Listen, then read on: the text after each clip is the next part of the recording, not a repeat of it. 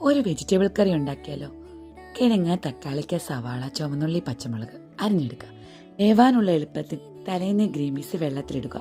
ആ green peas കഴുകിയെടുക്കുക, കുക്കറിലിടുക.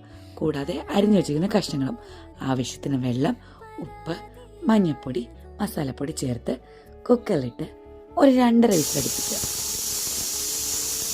ഇനി കറിയുടെ അരപ്പിന് ആവശ്യത്തിന് ചുവന്നുള്ളി, വെളുത്തുള്ളി, കാന്താരി മുളകില്ലെങ്കിൽ ഒരു പച്ചമുളക്, കറിവേപ്പില, സ്വല്പം ജീരകപ്പൊടി, സ്വല്പം മസാലപ്പൊടി, അല്പം വെള്ളം ഒഴിച്ച് മിക്സിയിൽ അരച്ചെടുക്കുക.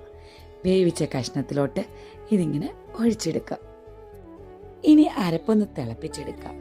ഈ തിളപ്പിച്ചെടുക്കുന്ന പുറകെ തന്നെ കടുക് പൊട്ടിച്ചെടുക്കുക. ചുവന്നുള്ളി, വെളുത്തുള്ളി, വറ്റൽമുളക്, കറിവേപ്പിലയിട്ട് കടുക് താളിച്ച് കറിയുടെ മണ്ടയ്ക്ക് ചേർക്കുക.